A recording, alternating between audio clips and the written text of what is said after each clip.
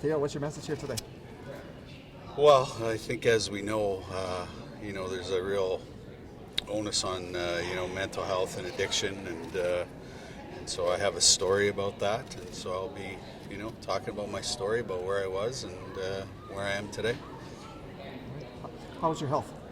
Good, yeah, absolutely. It's been an amazing 10-year run here since I wrote my book, and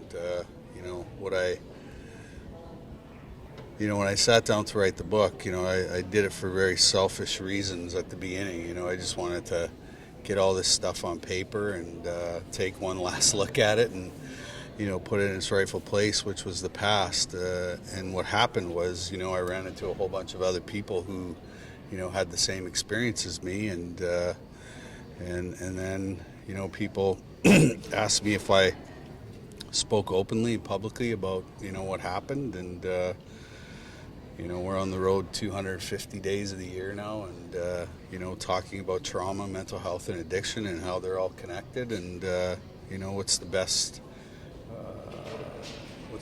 way to heal, from those experiences, and it's been an amazing journey.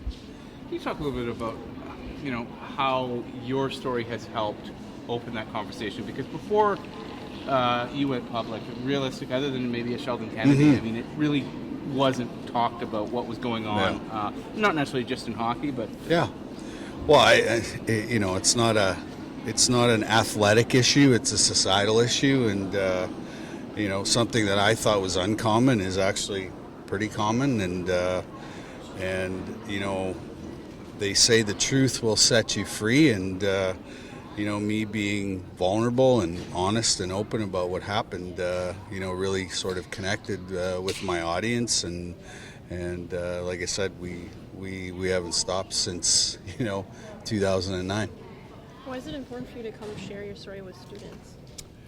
Well, I speak to every sect denomination, in North America, so I think all of us go through this life with challenges, and I think it's important what we do with those challenges. But at the end of the day, I think it comes down to the best way to heal is by helping other people, and that's been the case for me. The more people I've been able to be in front of. A lot of the people after I'm done speaking will come up to the book signing table and tell me their story, and that's what it's all about. And I've had men as old as 80 years old coming up for the very first time that carried this secret around for the majority of their life, and I was the first person that they've ever told in their life. So and like I said, when I started out in this journey, I never thought that this would be my post-hockey career, but I think it's probably been more important than my playing career, and like I said, the biggest epidemic on the planet right now is mental health and addiction, and the catalyst is trauma that brings us into those issues of struggling with anxiety or depression or OCD or whatever it is, and and because I've had those experiences myself and struggled through those things, I've been able to find a way to manage those symptoms on a day-to-day basis. It's such an honor for me to meet you. I meant, and I know that you hosted the Aboriginal Achievement Award. Yes. And the similarity to Playing with Fire has something to do with even Indian Horse, the movie that just came out. Absolutely, right? Yes. What is your message to the families and the youth that have suffered residential school and child welfare that is going on today? Yeah. Well, my experience has been the grandmothers and the grandfathers and the creator left a whole bunch of tools behind that they knew that we were going to need to use. And so, I've been to over, 420 communities. And, you know, I always stress that, you know, the way back to healing is using those tools. So the smudge, the sweat lodge, the powwow, the Sundance, you know, the drum, you know, all of these tools were left behind for us to use to heal ourselves. And in those 420 communities, you know, they gave me back my life spiritually, and I started participating in ceremony and all that. And it's, you know, it's as simple as that, is just pick up the tools and use them because they're so powerful. And, you know, at the end of the day, I think that's why they created the residential school, was the church came after the explorers. And when they came up upon us, they were like, how are we going to have an impact here? How are we going to, you know, these people are organized, they care about each other, they have pride, all this stuff. How are we going to have an impact? So what they tried to do is take the Indian out of the Indian, and, you know, they failed. Because we're still here and we're still participating in ceremony and all that stuff. And so, you know, my message is always to, you know, take these tools that have been left behind and use them as a way to heal.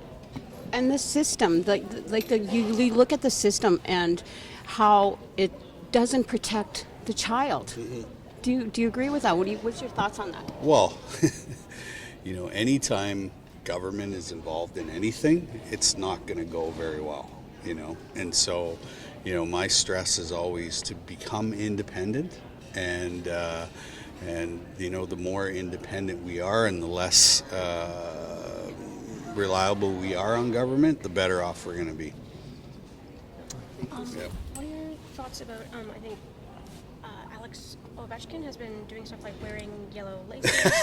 I guess what's your thoughts on that? Like, Well, I think it's, you know, like, I had no idea until I actually saw him that he was wearing the yellow laces and the tinted visor, and I sort of made that fashionable in the 90s. So, you know, and when I asked him, I was like, you know, well, why are you wearing yellow laces? Why are you wearing the tinted visor? He goes, well, I used to watch you play, and, you know, liked your style and all that. And so it was a cool, and I'd never met him before, so it was kind of cool to be able to, you know, talk to him for a bit. And you know, he's been such an amazing player for such a long time, and you know, so for him to, you know, I guess look up to me or look down to me, you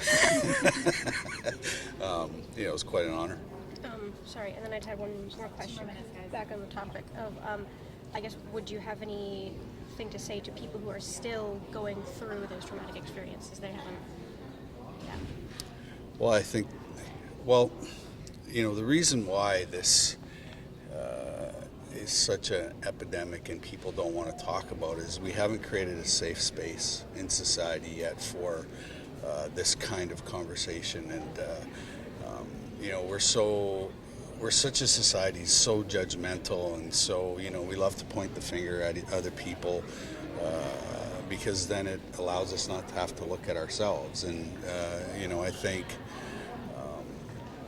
when we create the safe space is when, you know, the majority of healing happens. And, you know, if you stick around for the speech, you'll see that safe space created in action. So, yeah. Okay, thanks.